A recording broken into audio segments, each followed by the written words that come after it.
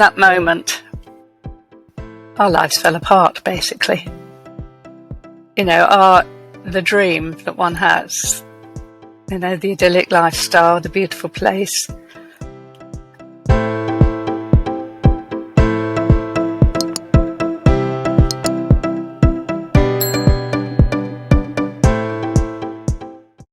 Our guest today is my dear friend and my amazing mentor, Jillian Fox, a certified clarity coach, 3 principal trainer and facilitator. She is also the author of the book Promise Me, a personal journey which details the period of her life with her husband, Jeff, when they took the decision to sell up and sail around the world, little knowing that living that dream would be cruelly cut short as events unfolded. Gillian's message of don't give up and the inner courage and strength she discovered during that time took her on a new journey of personal exploration, a journey that continues to this day. She now lives in the beautiful medieval village of Lavinham and enjoys her semi-retired life filled with friends, yoga and meditation, and is always open to the possibilities that life has to offer. Welcome, Gillian. Thank you, Anita, and thank you for having me on your podcast. It's a pleasure. I have read your book. It's absolutely a courageous journey. There's actually lots of courageousness in it, lots of little nuggets in there. So with that in mind, what is one of the most courageous things you've done? It's interesting you asked me that, Anita. I will tell my story in a moment, but it just occurred to me when I was revisiting the book and looking back again to that time, which was way back in the 1990s, mid-1990s, in fact, that the decision that we took to sell up and sail was big for both of us. For me, it was huge. And I sort of say it with a smile because I'm not a very good sailor. We had a boat before. We kind of upsized to a boat that we could live aboard comfortably on. But I'm really not a good sailor. And I find it scary. So I get sick a lot. Yes, I can take tablets, but it was a big decision to say, yes, let's do this. But, adventure called. So yeah, let me take you back to the 1990s. We had a recession. So unfortunately, we had to close the business that we had, my husband and I, and sadly let people go from that. And that's when we made the decision to literally sell up and sail around the world. So the adventure began. And it was from practically day one a series of disasters because boats are funny old things. They bounce up and down in rough weather and lots of things shake loose on a boat. And we found to our cost very soon that this wasn't going to be just an idyllic sailing along on a flat sea. It was going to be literally an up and down adventure. And we found our way down to Spain and went round the beautiful north and down the side of Spain and into Portugal, down the coast there. And fate took a hand then because my brother and sister-in-law came out to stay with us for a short period of time, and we weren't going to subject them to sea sailing. So we found this river, which is the border between Spain and Portugal. It's called the River Guadiana, and we thought we'd sail up there so that they could have a nice peaceful time. And that's when life changed, because we sailed into this river, had a couple of weeks with Jeff's brother and sister and my sister-in-law, and then they went home. And by that time, we were captivated. We were captivated by the magic of the river. It's a very interesting place. It calls you or it doesn't call you. You either stay for a short time or you stay longer.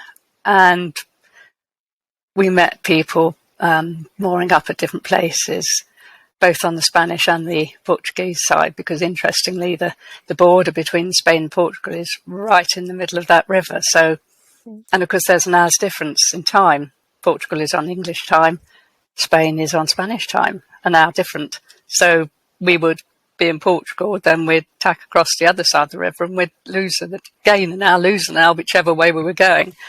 It's quite a weird place to be. And so we started looking for a property because we'd already realised that with my parents' situation at home, I might need to go home quickly, and it would be a good idea to have a base somewhere in Europe that we could put the boat at the bottom of the garden, literally, and be on land should something happen, but we could also use it as a jumping off place to go sailing further afield.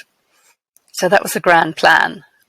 And yes, it took a lot of organisation. We did find somewhere. We found this beautiful rural spot, about 25 kilometres from Villarreal de Santo Antonio, which is the last Portuguese village town before you hop over onto the Spanish side on the other side of the river. And we found land with a ruin so we could build a new house. And so that's what we did. We started building, and we got 6 months into the build, and it became obvious that there was something not quite right with my husband Jeff. He started stumbling a little bit, and he started mixing his words up. And one day we were sitting on the boat, and he pointed at the cushion and said, "Pass me the knife, pass me the knife." It's a cushion. It's a cushion, not a knife. And we kind of realised that there was something very wrong. So we went to the hospital. They did some tests, and they said, "I'm sorry, you have a brain tumour. And it's inoperable." In that moment, our lives fell apart, basically. The dream that one has, the idyllic lifestyle, the beautiful place, all that just went in a second, like that.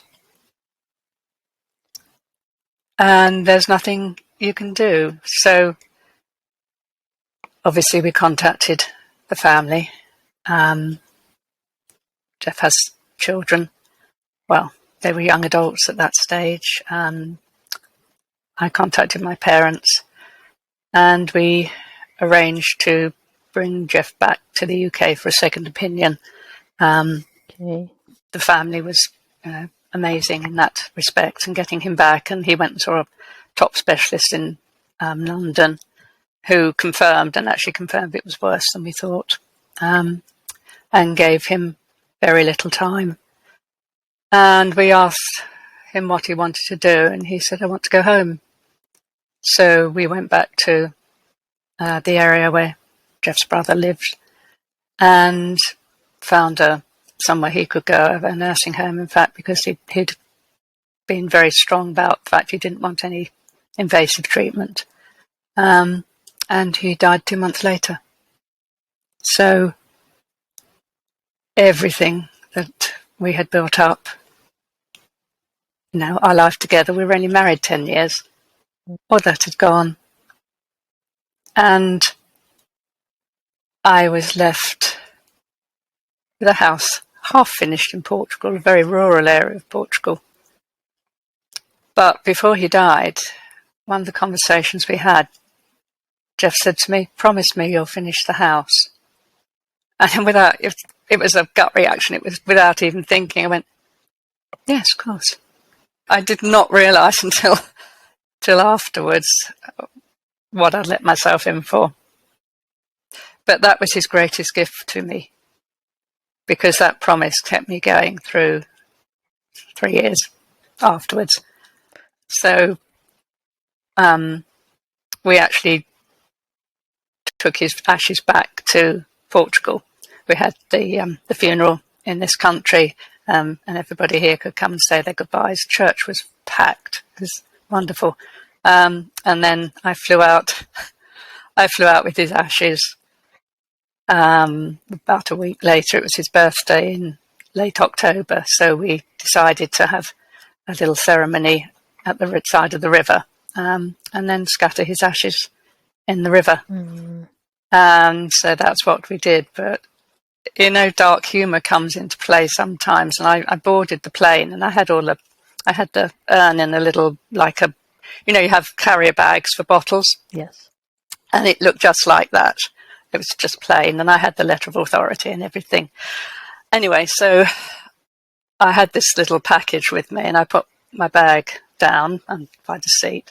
And the stewardess came over and said, "Oh, would you like to put your bottle in the overhead locker?" And I went, "Possibly not a good idea. These are my husband's ashes, and I would hate for them to fall out accidentally."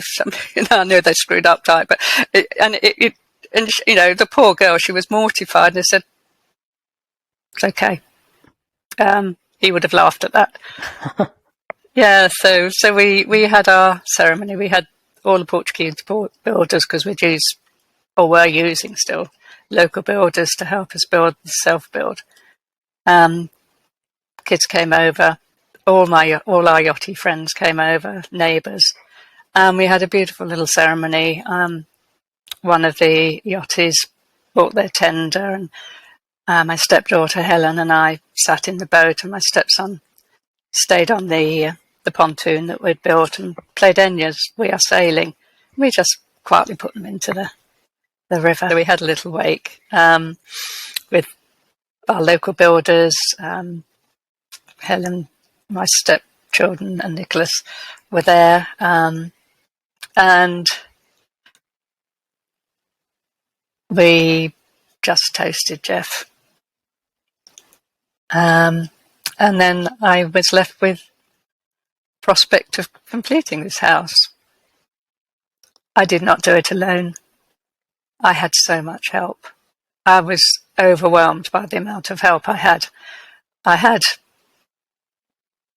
river people, as I call them, the delightful people that populate both sides of the river that we'd made friends with. Jeff's first wife's partner came over and spent weeks helping me with things. Neighbours were amazing, because my grasp of Portuguese was very elemental, and they helped me sort things out. I had a Mr. Fix-It that we'd hired, who was so helpful. And he put me in touch with people I needed to put in touch with. And so it went on. People came out, they gave their time, they gave their support, because I was touring and frown back to the UK. Mm-hmm. I'd found somewhere to live there, just so I had a base, and also because of my parents' illnesses. It was not easy. So I had a kind of split life, a UK life that I was starting to build up, and my Portuguese life. And I absolutely loved that space in Portugal. I did my grieving there, I guess. It was my retreat, my solace. And despite all the snags and problems that one hits with a self-build, it's interesting doing it in this country. It's even more interesting doing it in Portugal, where building methods are different. But I did it. It took me, everybody, 3 years. And I loved that space. I'd get to the top of the driveway, because it was quite a long way down a steep valley to get to the actual site, and it went straight down to the river. Had vineyards and orange and lemon trees. It was idyllic, as I said. And I'd get to the top of the drive, and I'd take a deep breath and go, "Oh, I still love this place." Until one day, when the house was completed and I lived in it as completed. My definition of completion, by the way, is getting the electricity piped from the road via a transformer pole into the house, and to have mains electricity after living there without mains electricity for 2.5 years was a a defining moment. And we had another ceremony when with the electricians and some neighbours when the actual switch was switched, because I'd spent 2.5 years with a generator, which sometimes worked and sometimes didn't work. So it was very, what's the word? Very building for my confidence and my skills to have to learn how to start a generator and do all sorts of other things. So, yeah, that particular time after those 3 years, I stopped at the top of the drive. I drove down. I got into the house, and something changed. And I went, I'm actually lonely. This is not where I belong now. You know, this was Jeff and my dream. Yes, I've had some lovely times here. You know, once it was built, people came and stayed. You know, it became a house of joy, of fun, of connection, of family.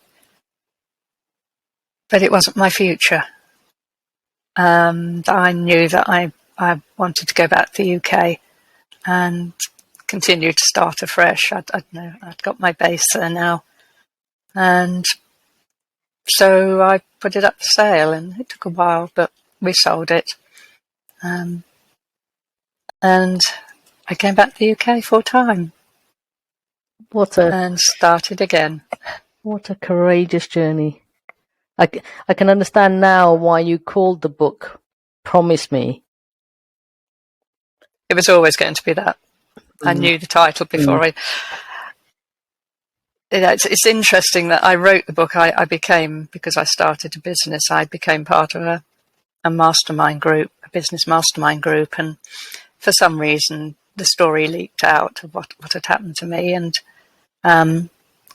because I was having modest success with that business, the mentors I had asked me if I'd be one of 4 speakers on the end of the year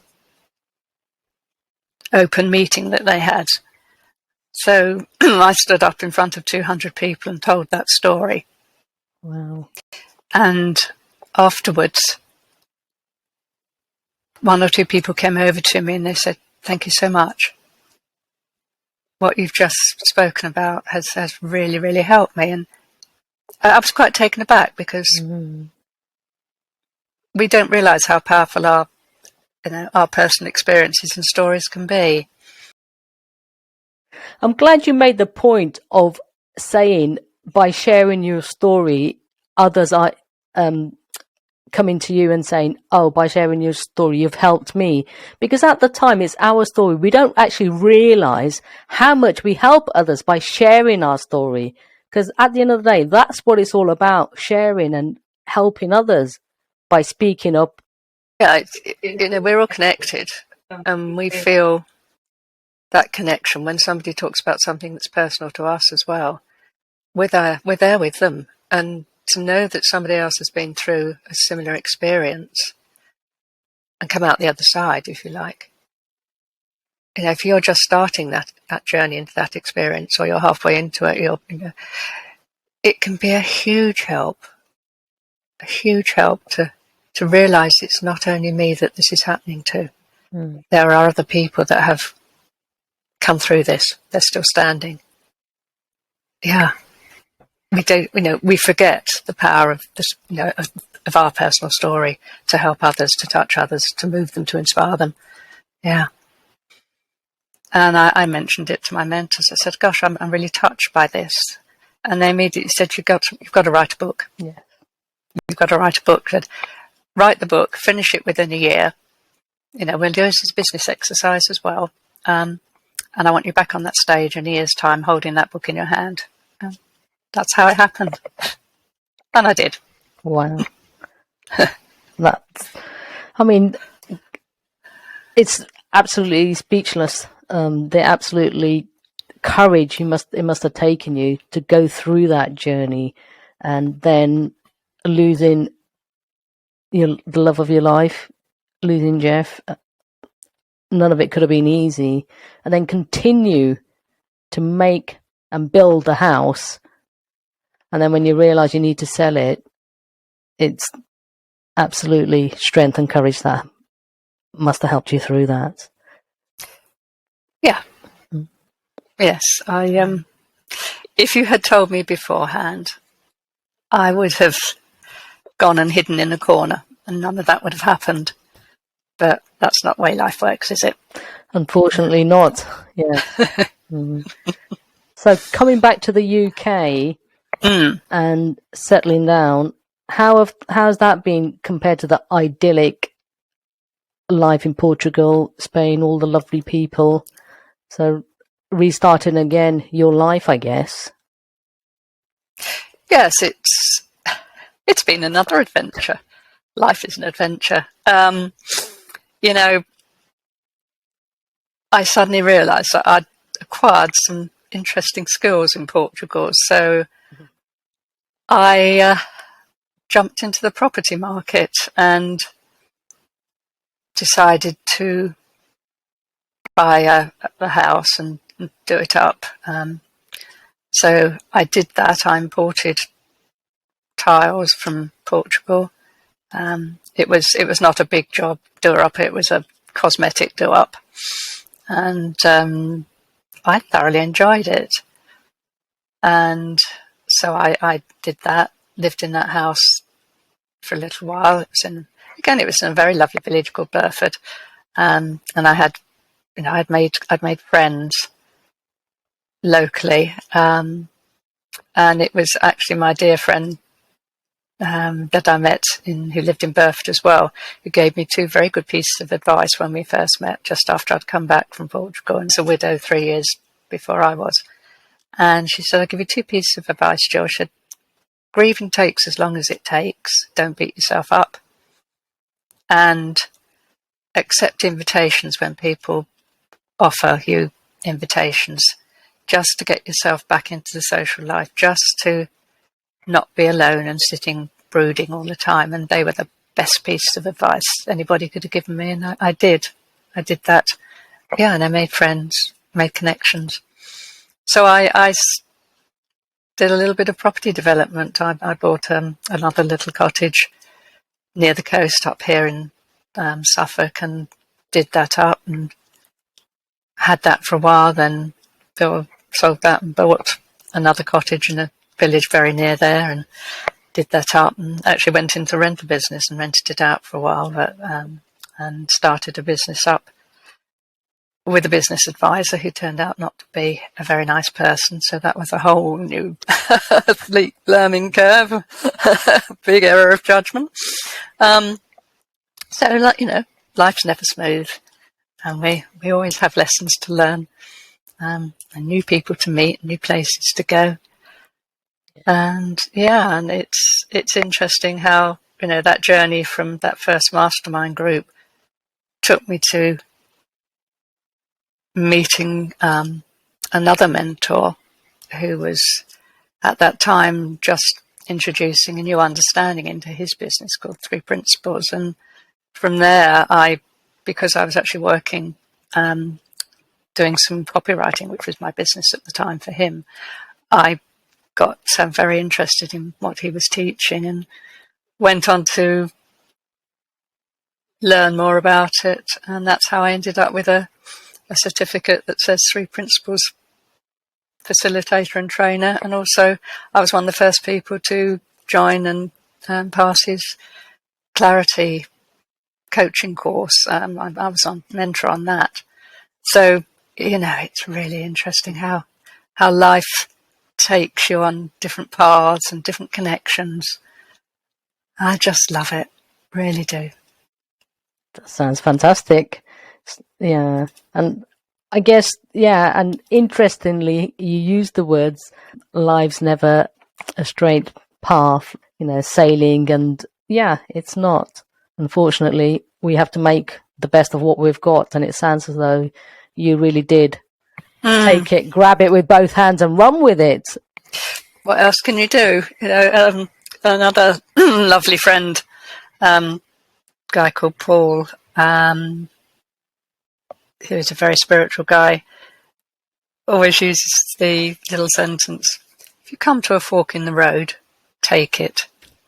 Which I always take to mean that whichever path you go on, that's the path you're going on. Yes. So don't worry about the other path you could have taken, because you're actually on that one, you know. And all we have is now. so, yeah, make the most of that path. So what resources or would you recommend, tools, daily tools, that anyone is at that point of giving up and they feel it's a struggle? Anything you could say to encourage them to keep going and it's worth it?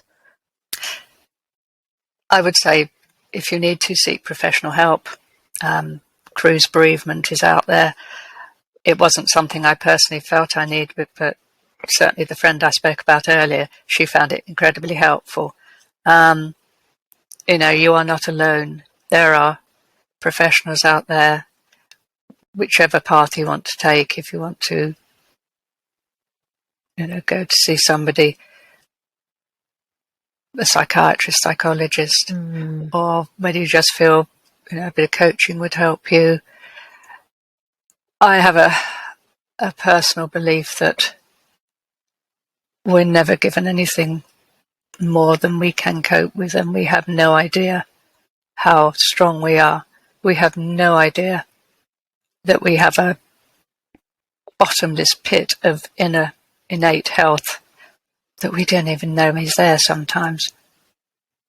But I would say, just know it's always there. Yeah. You're always held by that. And you're bigger than your human form.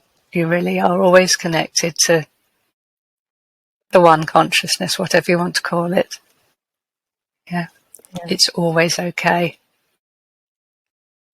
Beautifully put. Beautifully put. Thank you. Where can the listeners find your book, get hold of you online? What's your website?